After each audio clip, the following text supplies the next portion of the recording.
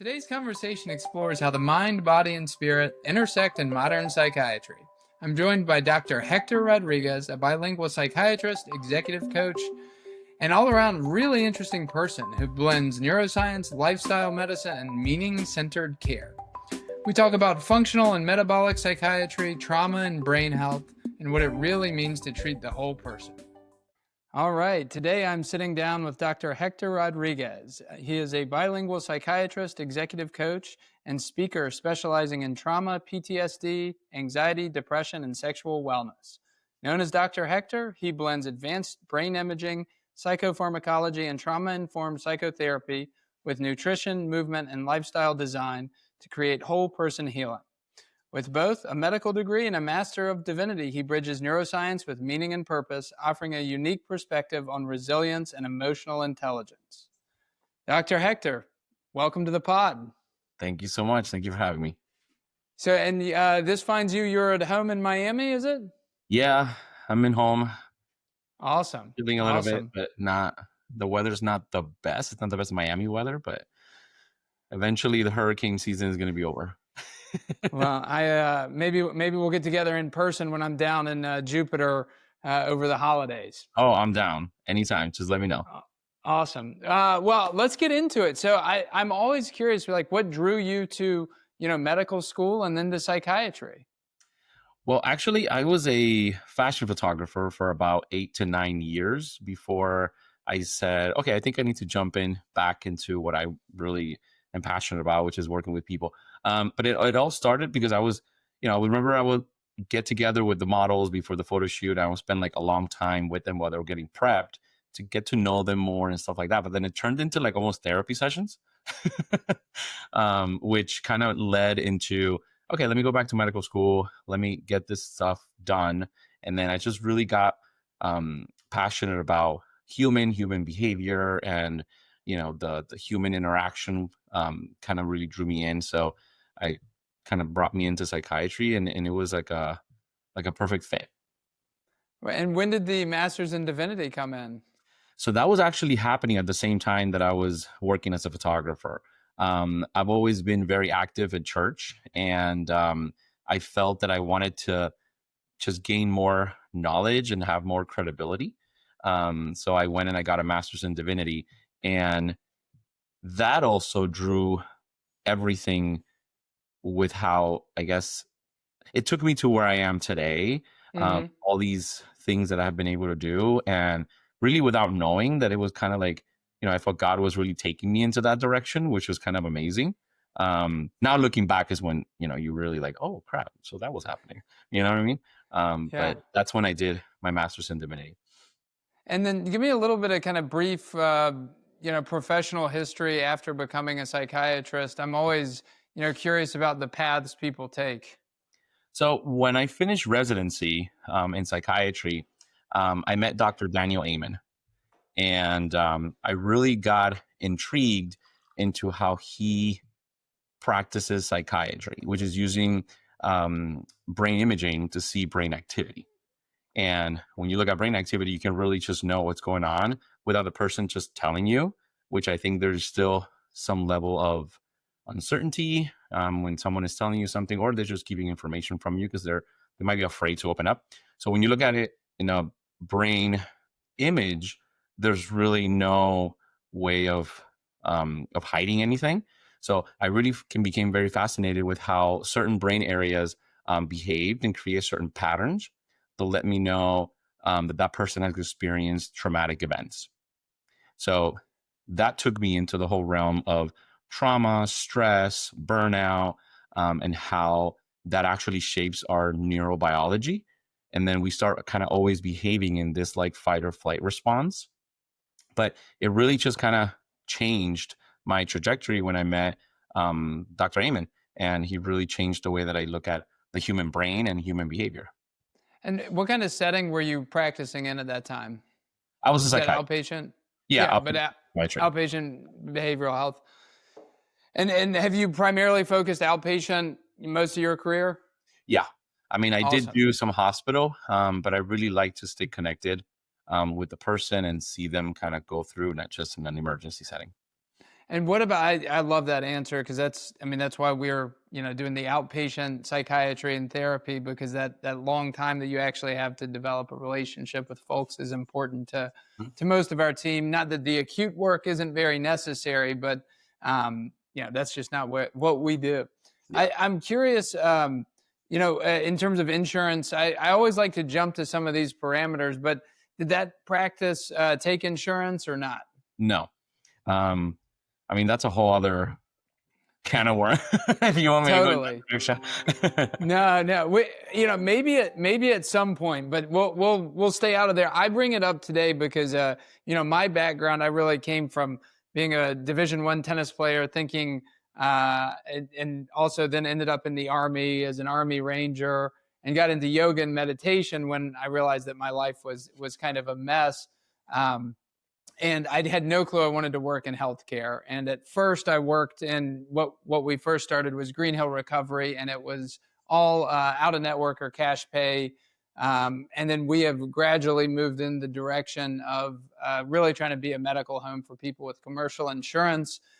But so the tension always for me is quality, access, and affordability. So today we will be focusing on the quality component of the puzzle and leave all of the insurance for another time. I would be curious, why not take insurance? I kind of know the answer, but I'd love to hear it in your words. When I worked in the hospital setting, that we still had some clinic work, I just felt being kind of like looked at by like Big Brother, right? And telling us, the professionals, what we should and shouldn't be doing. And this is coming from someone who is not a medical or clinical anything. So to me, I always found that kind of strange, especially like having worked in other industries before. When I came into the medical and health industry, I thought that just didn't make sense to me.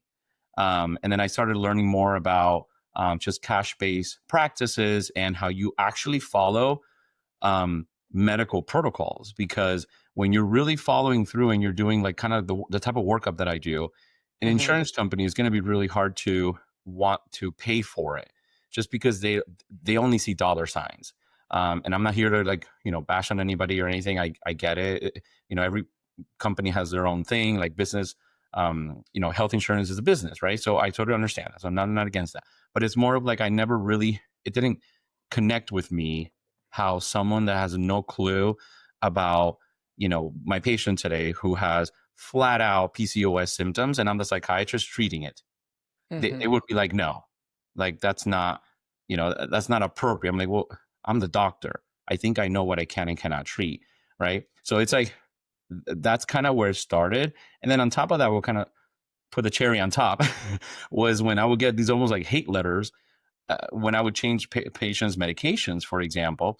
I remember this amazing woman, but she had been going through a lot of depression and had been through a bunch of medications. And I said, let's do pharmacogenetic testing.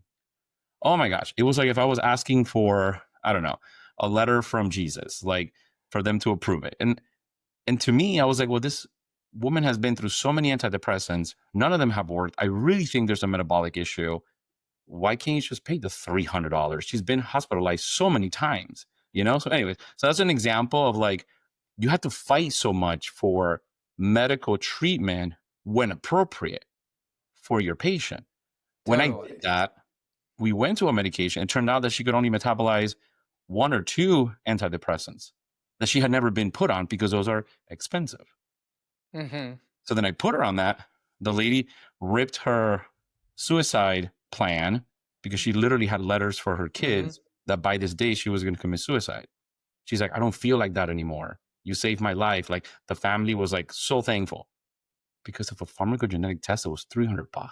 So to me, it never really made sense. That's why I was like, yeah. You really want to go? I have so many examples, but I really, totally get it. Yeah, I mean, it's tough, especially, well, let's just jump into the metabolic side, because I think that's a especially interesting area of psychiatry. One of our psychiatrists has a real interest in opening up kind of a metabolic clinic within the company. And obviously one of the difficulties that we're going to have to sort through is how can you actually do metabolic psychiatry in network? So we will tackle that, not today, but I would love to hear kind of how you got interested in functional or metabolic psychiatry? Are those one and the same to you, or functional You know, maybe more holistic? I see the whole thing as tools from my toolbox. Yep. And I want to have as many tools as I possibly can for you. Right. So if I just stick to these 5 tools, I am limited to take care of you. But if I have more tools in my toolbox, then I can know which ones to take out when we need it. So that's really how I see it. Right. We use words like holistic, integrative. I'm an MD, like any other MD with a psychiatric residency under their belt and training. But I try to learn more and more and more. Like I recently went to a conference for longevity. Mm-hmm. I was blown away with the use of peptides, for example. So I've now been like researching a ton of how to use peptides for not just brain health, but for another big area of patients that I treat, which is sexual health. So Mm-hmm. there's so much out there that how can I not, as a clinician, have more tools in my toolbox to give you when you need it? That's basically how I see it. But yeah, I would say I'm an integrative psychiatrist, right? I integrate different modalities, whether it's Eastern medicine or Western medicine. I think everything is advantages and disadvantages. And my job as clinician is to know what those are so then I can, recommend it to my patients when we need to. Yeah, tell me a little bit about let's start with kind of the metabolic psychiatry. How big of a component is that in your general practice? And let me know if I'm not saying this correctly, but when I think of metabolic psychiatry, I read Brain Energy, I think it was Chris Palmer. Mhm. That's my real introduction. I've followed a little Georgia Ede over the years, but how does the metabolic lens or tool out of the toolkit show up in your practice? It's a big bulk of it because I try to first of all educate my patient and how your brain is functioning, and that's a metabolic uh, powerhouse. Our, Hmm. our our brain sucks up energy, in this case from carbohydrates, for example. So I need to make sure that your nutritional intake has a really good percentage of healthy carbohydrates, healthy, and I tell them healthy plant-based fats, because our nervous system is mainly fat. When you look at it in a gross picture of the brain, and nervous system is white, right? So it's insulation is fat. So I teach my patients a lot of nutritional components, so then when they implement the supplement, the exercise, right? When we talk about metabolic, we're talking about all these reactions that are going on in our nervous system, whether it's the intake of energy and then the release of energy. So Hmm. how do we balance all that out? Well, I have to teach them nutrition, forms of exercises that are good for their brain function. So I focus a lot on brain function to take us there. And what do you think has been kind of the most illustrative to you? I would assume, some of these lifestyle interventions, like everyone knows they should exercise. And I think people have a general idea of like what a healthy diet is and what good sleep looks like. And one of the difficulties that I always find for us is, we know if you do those things, maybe your need for medication will lessen, but it can be so hard to do those things. So, where have you seen kind of the greatest impact in getting people to buy into some of these lifestyle changes? I first have to get them out of the ditch, right? The little hole that they're in. Hmm. So I tell them, listen, let's work on supplementation. Let's work, if we need to be on a low dose medication, let's do it. Let's get you out of this level of severity, because it's like a little ditch, right? We're stuck in that little pothole. Once I get you out, it's like, okay, now let's look at our lifestyle. And I literally sit with them and we go through, what are you eating? Give me a breakdown. Because you mentioned people know what healthy eating looks like, right? But why don't we do it? We don't do it because we don't see immediate results. And in the times that we're living in, we want immediate results for everything. So I tell my patients, listen, let's work on these things first. Let's get you out of the ditch. That gives them momentum and Hmm. motivation, at least a little bit of motivation. So then I start working in the discipline. Hey, we have to discipline ourselves so I can make your brain healthier and younger. So when I am giving them these tools, I'm also teaching them why we're doing it. I tell them, you're not going to do this because Dr. Hector says. You're doing this because your brain needs carbohydrates. You're bringing serotonin. Serotonin has been in the gut. It goes to your brain when we move. Go do it for 2 days. They'll come back and be like, yeah, you were right. I worked out and I feel so good afterwards. So now imagine that every day. So now last week we did it 2 days. This week, let's do it 3 days. And then we slowly start changing those things. I learned that from actually an addiction professor of mine, that he said, nobody wakes up one day and says, I want to be an alcoholic today. You do it little by little. Mm-hmm. Well, do the same thing by implementing good lifestyle choices. Do it little by little. Yeah, that sustainable piece is always is the tough part for me, who is fortunate to come from a family that put a lot of emphasis on health and wellness, but not getting hurt is the other flip side when you're adding some of that in, at least for me. Well, I'd love to get into trauma. Can you just explain? So again, my background, I am very fortunate to have grown up in what I would call an idyllic kind of family situation. So also have a lot of protective factors. Did deploy, once to Afghanistan. Overall, I was relatively lucky there. We did see some death and dying of our troops, as well as civilians and enemy combatants.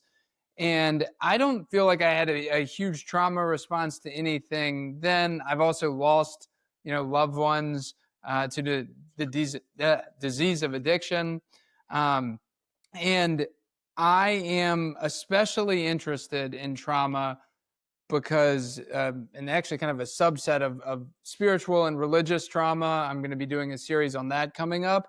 But I want to get grounded in understanding kind of trauma. What is it and how does it affect the brain? So I try to explain to people trauma. When we first think trauma, we really only think of like assaults, right?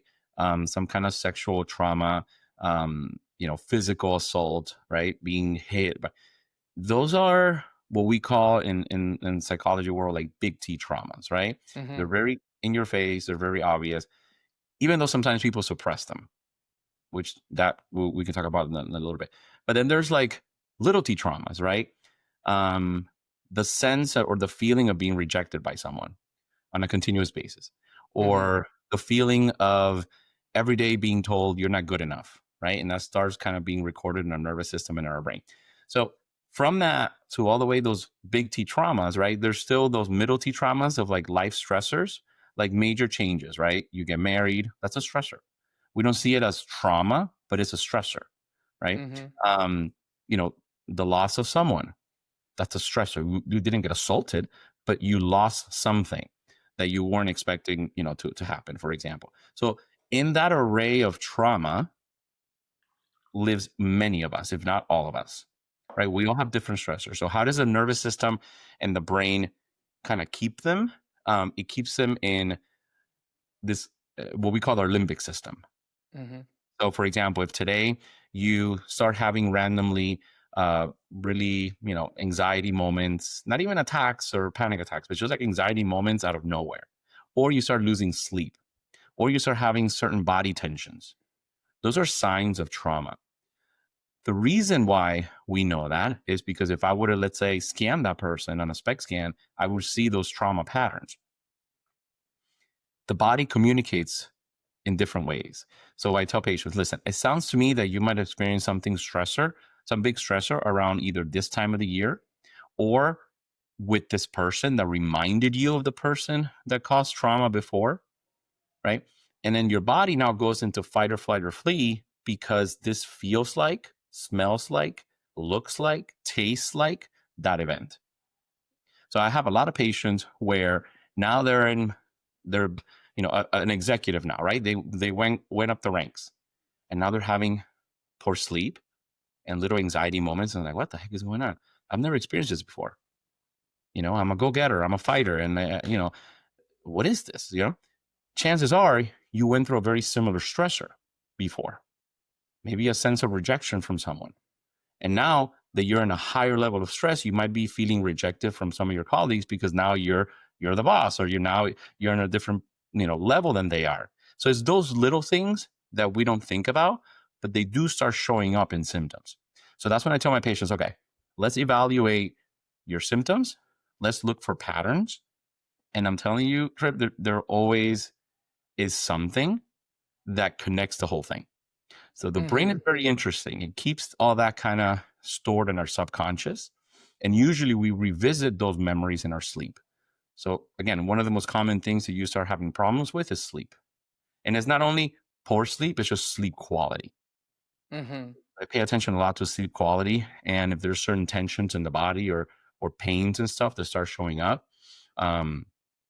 that's a big indicator. So I hope that kind of answers your question. Like, trauma is a big array.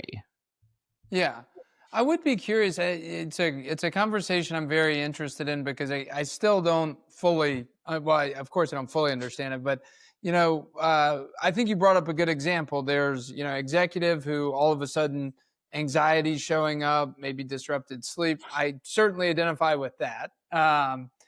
And I'm curious though, sometimes I feel like, well, personally, I feel like trauma over the last 10 years has been kind of the lens that a lot of people are taking. And I don't necessarily disagree with it. Where I come from is, language is an abstraction. So any diagnosis is really like, again, we're looking at symptoms and saying, what does this look like so we can treat it effectively? But that trauma versus, is it, and kind of the big T trauma, little T trauma, or am I just anxious? And I guess it doesn't matter as long as I become not anxious or I learn, get some tools to address it. It doesn't really matter. But, I've just seen a lot of people recently want to identify with trauma, and I'm not opposed to it. I'm just curious, I guess. Like I'm skeptical. Like I'm coming to you as kind of a skeptical guy about trauma, and give me like a little bit more to kind of maybe match my experience or discern whether we're talking trauma or this is anxiety, depression related to something else. Well, I think what happens is why people nowadays are more interested in this because they're realizing that they have past traumatic events that they never really resolved. And it was not really explained to them that this was a traumatic event, right? And it doesn't make us weak. It doesn't make us anything, lower or better than anyone else, or even special. Because sometimes people might think like, oh, I have this thing that happened to me, so I must be treated special. So it's not so much that. I think what's happening, especially today in social media, since a lot of people are out there talking, then you start noticing, wait, is this? Is it this? So I can understand your question because like what you just explained, a lot of people fall in that category. They're like, wait, is this trauma? Right? Should this be treated? I personally see trauma as a Pandora's box. Anything can come out symptom wise. I recently had a friend send me a picture of a gross image of a brain and the nerves, right? It was like laid out, like an art exhibit. And then I said to them, well, you can see how there's nerves all the way to our little pinky, right? And those are sensory nerves. Those are pain nerves. Those are so many different things of information that is gathered. So you can really get any kind of symptom show up, and it's because of a stressor. And Are also you familiar with the... Oh, go ahead. The brain can also cause our other systems like immune system, our gut, our hormone system to go out of whack because it went through some kind of stressor. I had a recent patient also went to surgery, and I explained to them there was a stressor to your body. Your brain doesn't know that it was surgery. Your brain just saw that your body was cut, and it's going to go into like, oh crap. Unfortunately, he had a really bad stressor at his job. He's a pilot, and he had to go through a really strong emergency situation. So since then, his gut got really bad.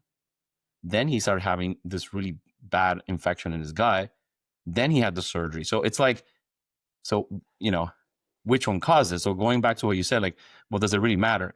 Yeah, honestly, in that case, I don't think it really matters. Just treat what is happening.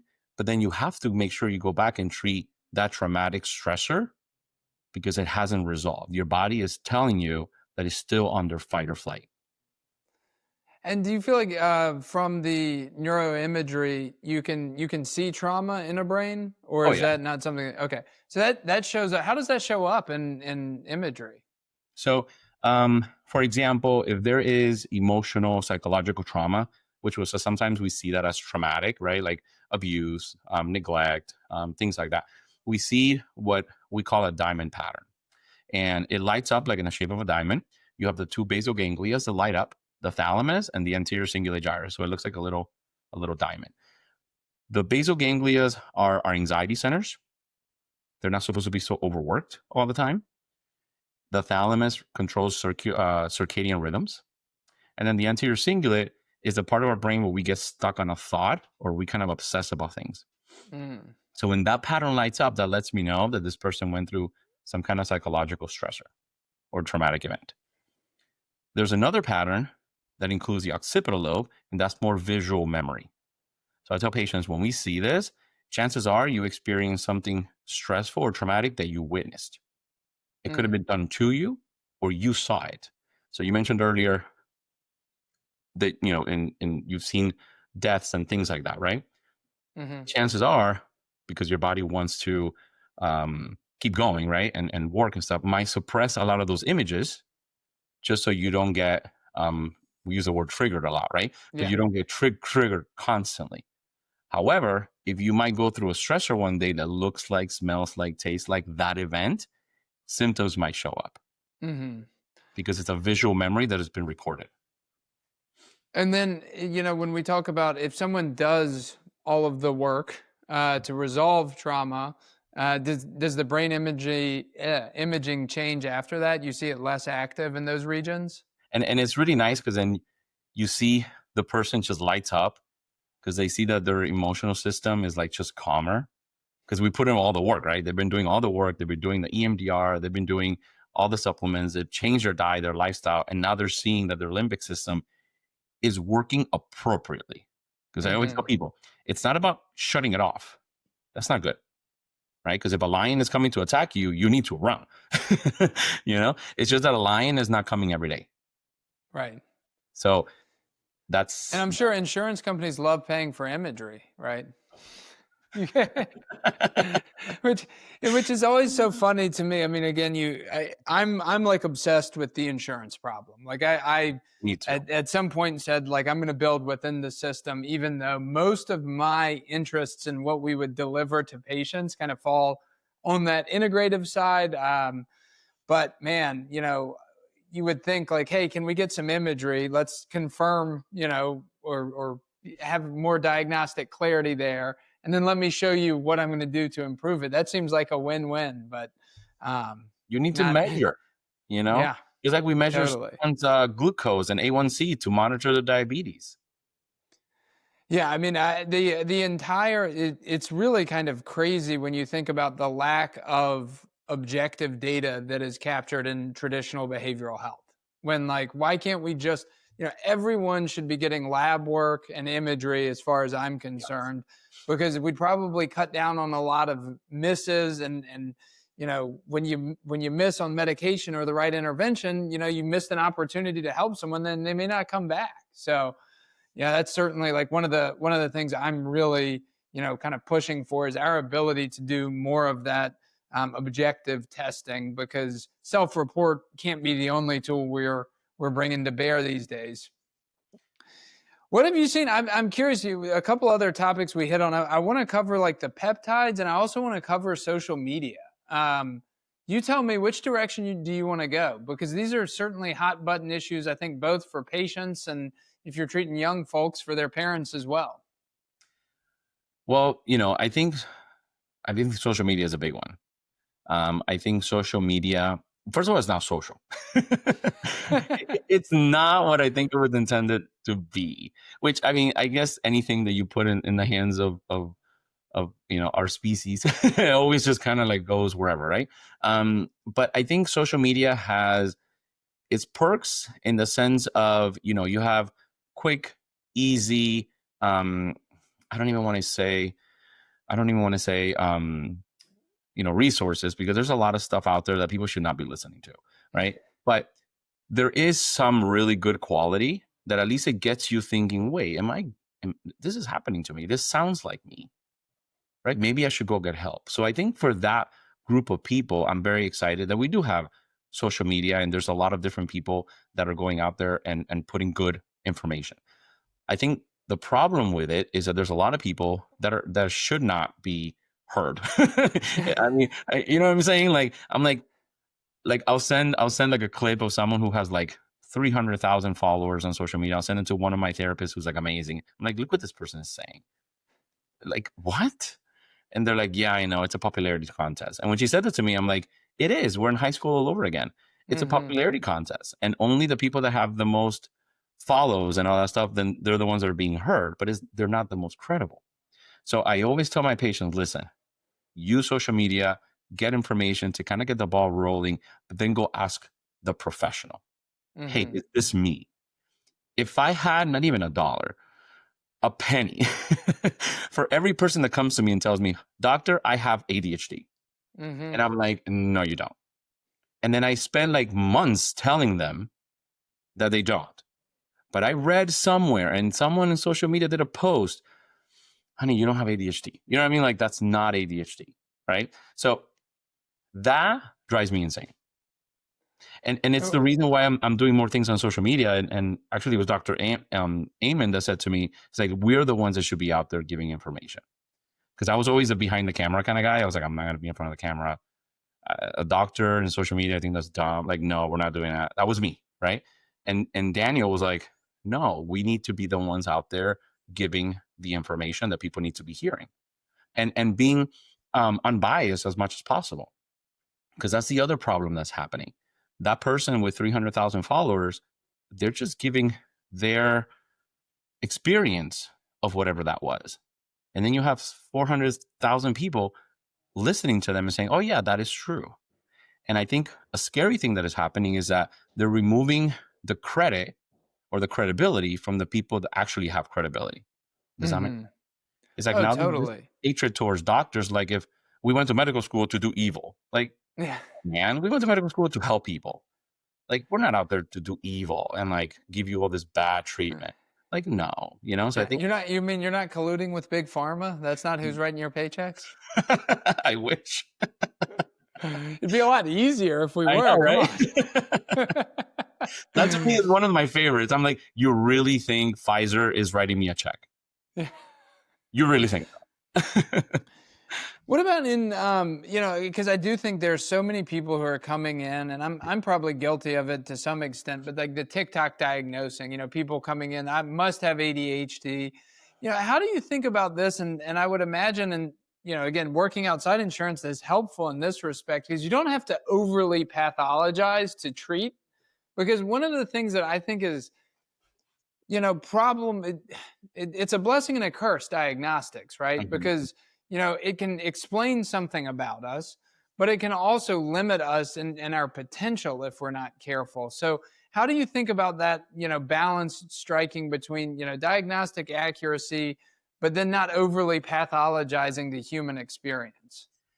I think that's why going to a professional allows you to say, no, this person is not toxic. You just don't like them, or you are not, XYZ. You just are perfectionists. You don't have OCD, right? Yeah. That's why you go to a professional. So then they can separate one from the other. And that's one of the issues that we're having. But that's where I look at my tools in my toolbox. Listen, here's this thing telling me that you don't have this. Here's this other thing telling me you don't have this. And also me telling you that you don't have it, because I've already been doing this for many years and I got training and I'm getting more training in how brain work. But that's the problem with social media. It's really strong that it's trying to remove the credibility from people that actually have credibility. And what do you think? I mean, since you mentioned the ADHD, I'm also, I feel like I'm aware of literature that says our attention spans are shrinking, and that social media is likely, a big part of the cause. But how is ADHD in your practice maybe changed over even just the last 10 years? I mean, how do you think about that? And then, what are some of the interventions you try and get people to work through? I think with ADHD in particular, I think what's been happening in the last even like 20, 25 years is that we're overexposed to too much information, right? The brain's region that says, no, not this. No, not right now, this, right? Right now I'm talking to Trip. I am not listening to my dogs. I'm not paying attention to what's going on outside because I'm here, right? we are overly stimulated. So I tell patients, I think what's happening is that you're just overstimulated and you think that you have to operate at this level. Now AI comes out. We think that we have to operate at that level. No, our brain does more than cognitive functions. And our brain also has to know when to shut off, to relax, to bond with someone, to connect with another person. So all those functions that happen in a 24-hour period, we think that we have to operate at this higher level of functioning. Now, I work with patients who I get them to work at a higher level, but you cannot really try to believe that you can work at this like supernatural level, because then what's happening is what's happening, I think, today. Everyone thinks that they have poor attention span, but it's because you want to cover so much in a short amount of time that then your brain kind of goes into freak out mode or burnout. How do you regulate this for yourself? You have to separate times throughout the day, even during my work hours, to say, okay, let me go chill for a little bit. Turn off all the lights. Close my eyes. Go and play with my dogs. I have 7 dogs. So I let them out, Now, I'm blessed to be able to work from home a lot. Not everyone can do that. I totally get it. But set times in your day. I think what's happening today is that when we shut off or like, let me take a little break from my work, you just went back to like overstimulating. No, man, don't look at this. It's such like a hard thing to balance, right? Because we pick up the, we can go to the casino, the dopamine casino when we open our phone, and we don't know what we're going to get. And that is fun, right? Like that's the whole, let's see if we got a notification to check. But like your actual wellness depends on you not doing the thing that you think you want to do.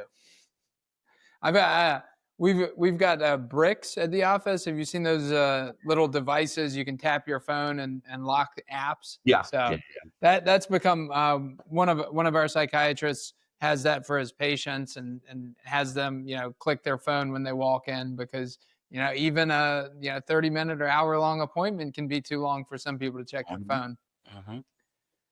Well, what about the?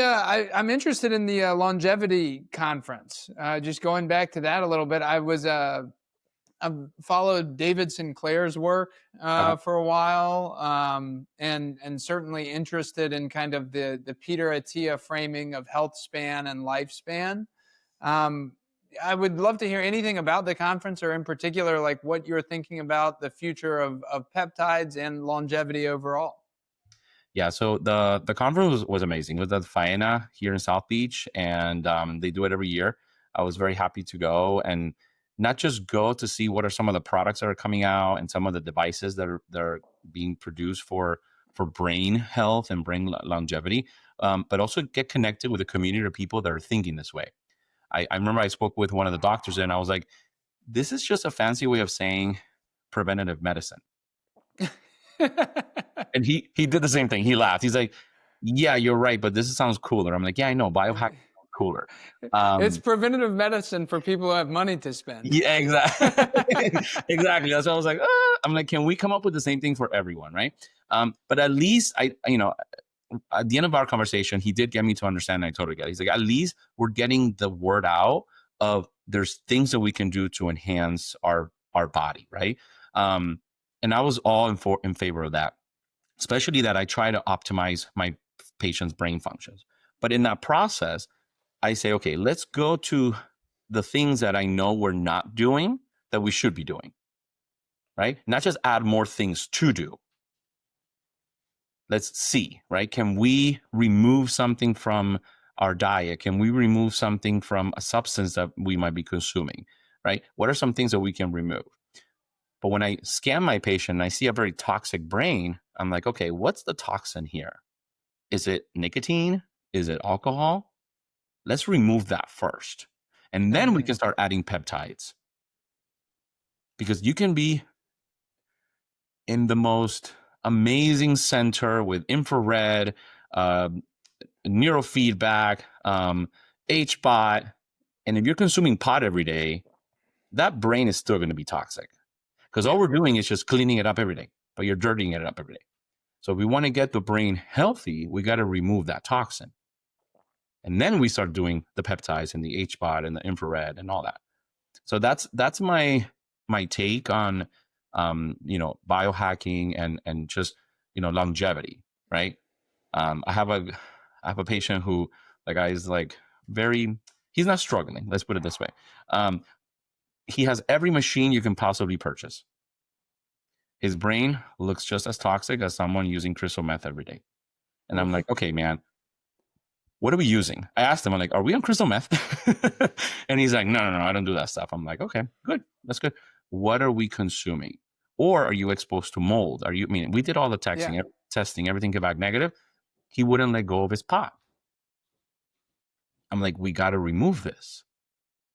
Because all this stuff that we're doing is like denting a car every day, and you're removing that dent every day. But we're not getting that car just really beautiful. Mm-hmm. So if we're going to work on longevity and what I call neurohacking, right, then let's remove these things first. That's, to me, is priority. But if you're going to come to me, you're willing to like put in the work. Yeah. Let's talk about that. The putting in the work, kind of what are the basics? What are Dr. Hector's like lifestyle guide that says, once we get here, this is neutral, or this is when we can start to look at, peptides or cleaning up some of like the performance optimization. But what should everyone kind of be doing, or what would your kind of framing of that lifestyle be? So definitely nutrition. That's my first. But believe it or not, is my last thing for them to do, because people really have a hard time letting go of certain foods. So I'm like, okay, we're going to put this here. We're going to put a pin on it. We're going to return to it when you're ready. But remove inflammatory foods. That's dairy, sugar, gluten. They're the most inflammatory foods that we have. So let's remove those. Let's have a good 40-40-20 carbohydrates, proteins, and healthy fats. All right, we're there. Exercise, any kind of movement, especially high intensity interval training. That's the type of training that has been found to increase the most dopamine. So if I want your brain to be nice and healthy with good executive functions, lowering the risk of dementia down the line, let's do some HIIT training at least 3-4 times a week. I want you to work out every day, but let's at least start with 3 or 4 times a week, HIIT training, 20-30 minutes. Then supplementation. But I got to look at your labs.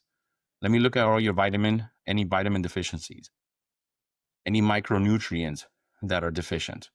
And then the big one is looking for toxins. So I look for inflammatory markers, start giving an idea of, is there a toxin in your nervous system, in your immune system that is having a hard time getting rid of? So then we can remove it, right? So we first go in through removing. And then obviously the big ones are the substances. Substances that our body really does not need. But it does give me information of what your nervous system wants.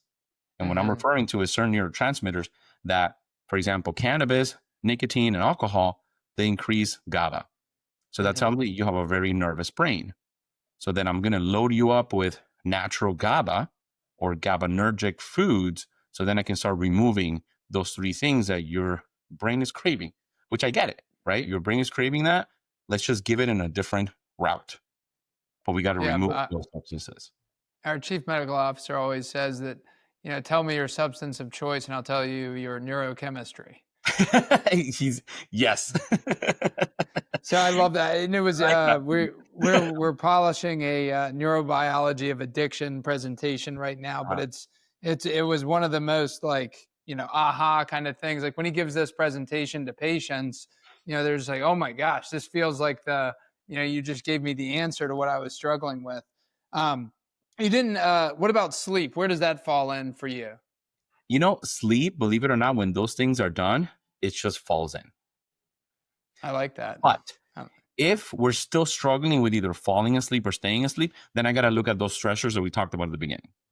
Okay, let's go over your daily stressors or any current big stressor changes that you recently had. Because believe it or not, sleep falls right in. Those are those circadian rhythms like sleep, libido, appetite for food. bonding, they start falling in place naturally when you start doing these basic things. I'm curious. So my diet, I don't mean to put you on the spot, but I kind of will. So I've been vegan or vegetarian for almost 12 years now. Any supplements, knowing that, any supplementation you generally suggest or anything you would be, if I came in as a patient telling you I've been, vegan for 10 or 15 years, what would you want to ensure I'm taking care of? Especially your B vitamins. Mm-hmm. So B vitamins could really vary in someone who's a vegetarian. So I make sure I test them. Now, if they're good, I'm like, okay, keep increasing your greens, right? Anything that is green is going to be loaded. But I also want to see if you have an MTHFR mutation, especially if Mm. you have any kind of European ancestry, right? I'm Hispanic, but if you see your complexion and mine is kind of similar. So That's generous to me. Thank you. Maybe in this lighting. no, but what I'm trying to say is like the white Hispanics, we tend to have European genes. So I Uh-huh. have MTHFR mutation. I will probably guess so do you. Why do I care about that? Because if we have that mutation, we have a hard time methylating B12 and homocysteine, right? So we want to have low levels of homocysteine, high levels of B12. Why? Because homocysteine can put us at risk of dementia, a lot of other neurological issues. So I make sure that these levels are well organized. Does that make sense? Absolutely. What kind of getting into the supplements, and I know that, before supplementation there's a lot of work to get to, but are there some general supplements you often find yourself recommending? Um, yes, definitely GABA. Mhm. Um, all my colleagues say, "Oh, he put him on GABA, didn't he?" Immediately. But I do see a lot of anxious brains, right? A lot of stressed Uh-huh. out brain, and most people nowadays are consuming a lot of pot. And alcohol levels have reduced nationwide. That's amazing. But we just shifted from a one GABAergic thing to another. So it's still a GABAergic thing that I need to start recommending. And another big one is tyrosine, which goes back Mm. to a vegan, since they're low in protein, or at least animal derived protein. Then I say, Mhm. okay, let's make sure you have a good amount of tyrosine because that converts into dopamine. What does dopamine help us? It doesn't just help us with focus and concentration, but also the feeling of pleasure, the feeling of accomplishment. That's all dopaminergic. So then I want to make sure that we have a good amount of tyrosine in our diet and in supplementation if we're, for example, vegan. Mhm. And how do you get what are, would you say, like GABA producing foods or tyrosine? What kind of foods would you be looking for if that was a, something you were trying to maybe avoid medication for? So tyrosine, you find it mostly in poultry. Mm. You can also find it in like whey protein, or there's some vegan protein products out there that have tyrosine in it. So that's a quick and easy way to get tyrosine into your diet. Mhm. That means we have to have like really high quantities. So then I can make sure that, we're having sufficient dopamine producing precursors. So then our brain is functioning the way that we want to. And with GABA, you can find it a lot in certain vegetables like broccoli. You can find it also in Brussels sprouts. But again, you have to be eating a lot of it to get to the level that you need it to. So sometimes I just tell patients, let's still do it in our diet, but let's also supplement with a really good. Mhm. How about creatine? Are you on the kind of creatine train as well? Creatine is great. It's obviously one of the most researched supplements that we have. The thing with creatine is I always do have to make sure that my patient is well hydrated. Um, Even though there's, ideas that it can mess up the kidneys, I think that's more in a research setting than anything else. I haven't really seen it clinically. At least I haven't seen it. Um, but some patients will benefit from creatine. Some patients really tell me I don't notice a big difference. So I say, that one is just kind of like an add-on if you need to. I've been taking creatine for I don't know how many years. And with the new data is coming out with like things like cognition and long-term prevention of dementia, for example, I've been more on the bandwagon of creatine. I'm like, Mhm. we might not notice anything right now, but take it anyways, just because there's new data coming out showing this. And again, it's one of the most researched supplements. How many? I bet. Do you have, especially some high-powered? Let's imagine the high-powered executive who's on all sorts of supplements, but has to consume a gallon of espresso a day, and then needs marijuana to unwind at night. And oftentimes they have a like. What do you think?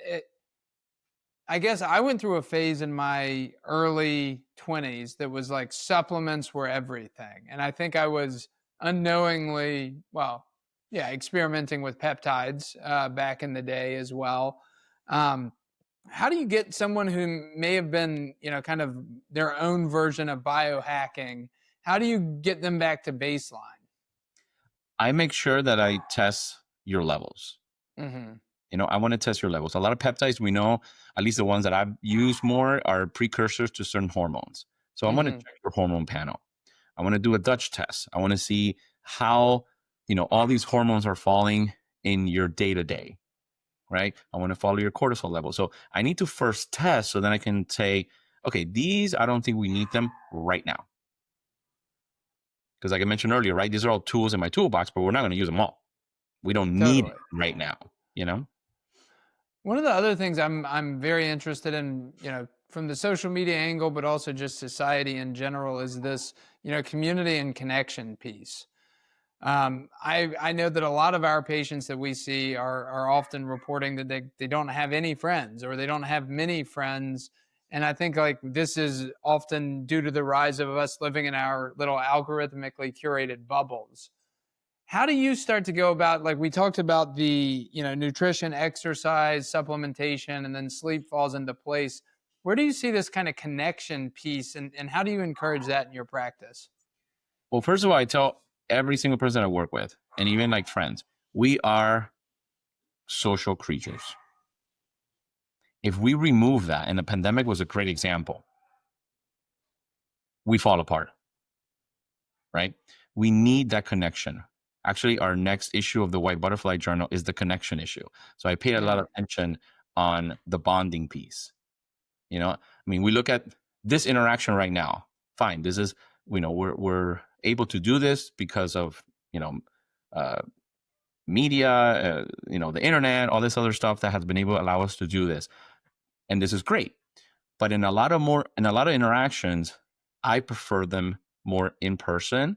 So I really teach my patients on, let's work on hugging someone, right? We want to lower cortisol, increase oxytocin, start hugging people. I think it's something that has not been talked about a lot, especially after the pandemic. I think, we were kind of bombarded with information like get away from people, don't be with people, and that kind of got stuck. And we need to really get out of that and go back to the human interaction. I recently went to a coffee party, is what it's called, which is kind of cool. I've never been to something like that. And it was here in Miami.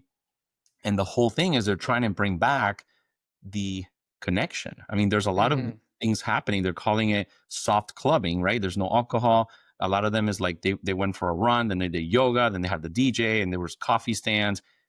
And I looked around, I'm like, I like this because we're trying to bring back the human connection.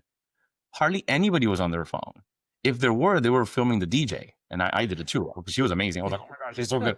Right?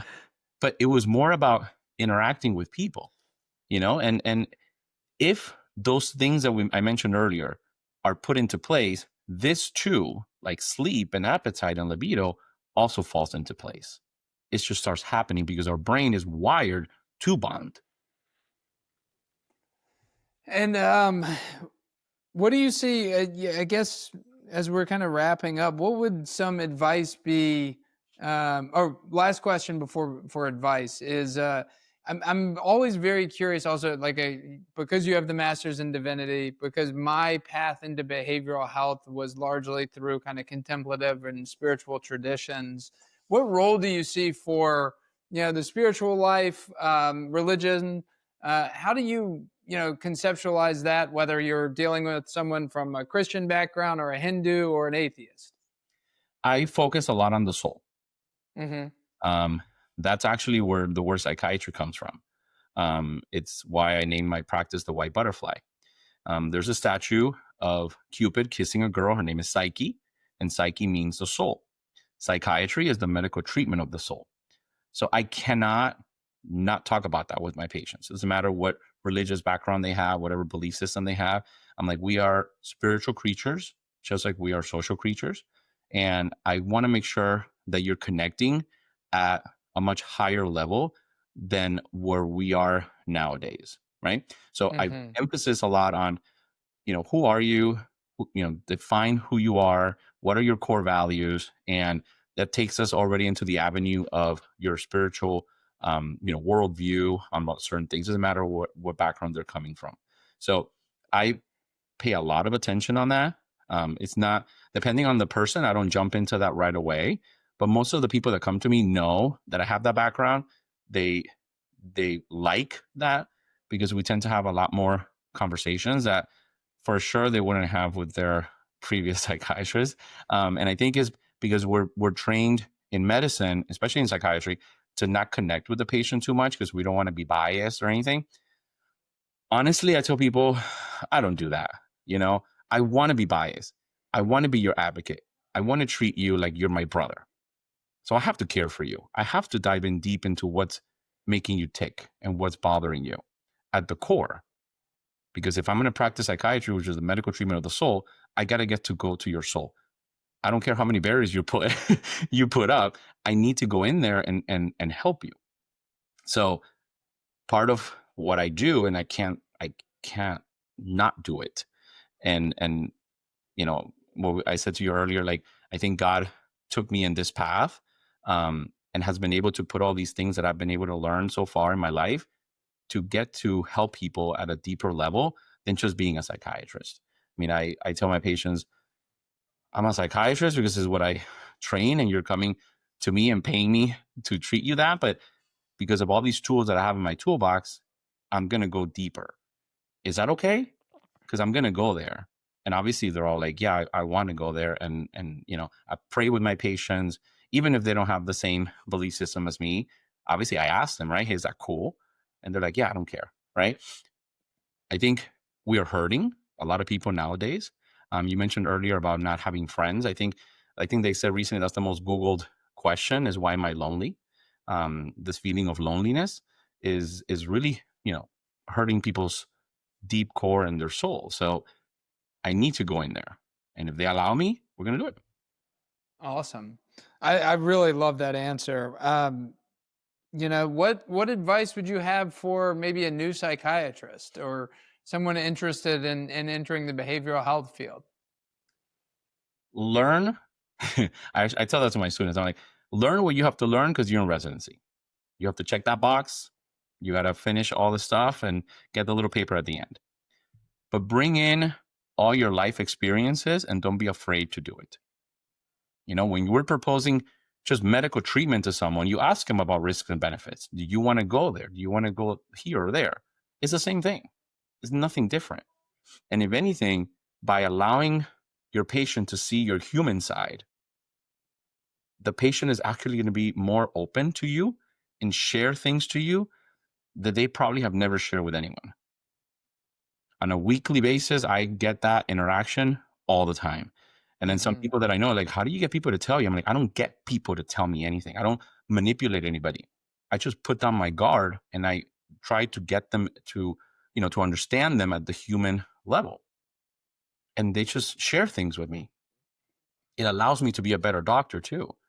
Because if you're with someone and they already think that you're going to judge them, or they think that you might just, do something or treat them differently because they told you something that they've never told anyone, you lost it. You lost that, patient doctor relationship. So don't be afraid to go in there and get dirty with the patient. Because if not, why are we doing this in the first place? Totally. Well, anything else you'd like to share before you just tell us where people can find you online? Oh, sure. So, my website is drhector.com, and the whitebutterflyclinic.com is where we do a lot of the stuff. And I have a lot of free resources in there, like our magazine, and then something called the Power Up series, which is a series that I put together of short workbooks on a lot of these qualities that I think we're missing in mental health. We're focusing a lot on symptoms and pathology, and we're not teaching people how to gain confidence, how to improve with their integrity, discipline, connection. So I put a lot of emphasis on those traits or personality qualities that I think we need to do. So that's all free in there. And then, our social media mainly is Dr._Hector, and you spell out the word doctor.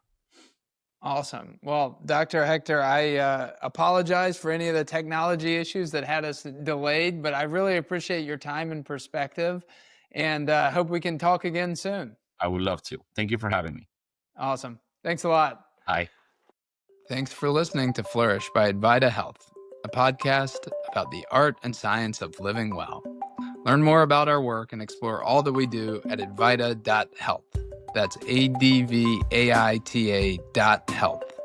Until next time, here's to living the good life together.